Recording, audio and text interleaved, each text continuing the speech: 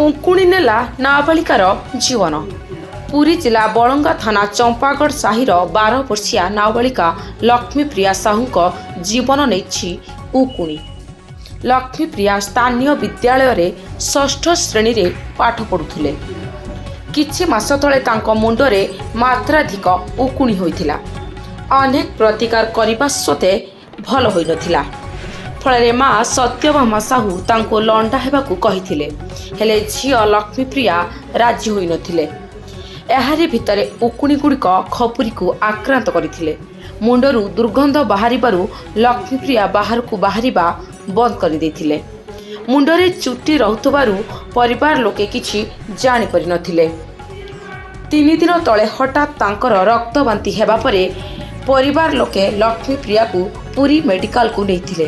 ହେଲେ ସେଠାରେ ଚିକିତ୍ସାଧୀନ ଅବସ୍ଥାରେ ଶନିବାର ଦିନ ରାତିରେ ଲକ୍ଷ୍ମୀପ୍ରିୟାଙ୍କ ମୃତ୍ୟୁ ଘଟିଥିଲା।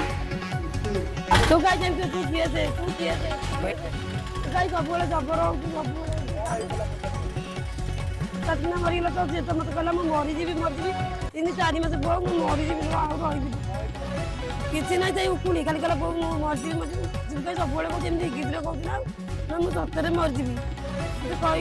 କହିକିରି 3-4 ଦିନ ଖଣ୍ଡେ କ'ଣ ଟିକେ ରକ୍ତବାନ୍ତି ହେଲା। ତାପରେ ବନ୍ଦ ହୋଇଗଲା। କିଛି ଦିନ ପରେ ତାପରେ କିଛି 8 ଦିନ 10 ଦିନ ଗଲା ଛାତି ଯାହା ଖାଇଲା ସେ ଛାତିରେ ରହିଲା, ତଳକୁ ଗଲାନି। କହୁଛି ବୋଉ ମୁଁ ଖାଉଛି ଯେ କ'ଣ ଜାଣିବି ମତେ ଡରଉଥିବେ ଯେତେ ସମସ୍ତେ କହୁଛି ଶୁଣୁନି ମୁଁ ସାରେ କିଏ ରବୁ ନା ନାହିଁ ମୁଁ କିଏ ରବି ମୁଁ ଜମା କିଏ ରବି ତ ଜମା ନେ ନା ତାର ତ ଗୋଟେଇଲା ମତେ ଦେଖେଇଲାନି ଗୋଟେ ମୁଣ୍ଡ କୁଣ୍ଡେଇ ଦେବି ସେ କଥା ଦେଖାଯାଉନି ମେଲାକୁ ଚାଲି ଦେଖେ ନା ନାହିଁ ମେଲାକୁ ଯା ନାହିଁ ମୋ ମୁଣ୍ଡ ତୁ ଦେଖେ ନା 12 ବର୍ଷ କ'ଣ କରିବ ଖାଲି ପାଠ ତ ପଢୁଥିଲା ଘରେ ପ୍ରାୟ ପାଠ ପଢେ ସେଠି ପାଠ ପଢେ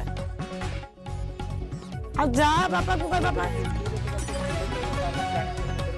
ହଁ ସାର୍ ମାନେ ସମସ୍ତେ ଜାଣିଛି ମତେ ଜାଣିଛି ଦିଦି ସମସ୍ତେ ଦିଦି ମାନେ ବି ତାକୁ ବୁଝେଇଲେ ଶୁଣିଲାନି ଦିଦି ମାନେ କଣ ବୁଝେଇଲେ ଶୁଣିଲାନି ଖାଲି କାନ୍ଦିଲା। ମୁଁ ବି କହିଲି ତାକୁ ଦିଦି କହିଲେ ଆଉ ଚାଲୁନୁ ଝିଅ ଘିଅର କରିଛୁ ନା ନାଇଁ ଦିଦି ମୋ ପଛରେ ପରା ଘିଅର ବି ଝିଅର ବି ପଛରେ ତମେ ମତେ ନିଅନି ଜମା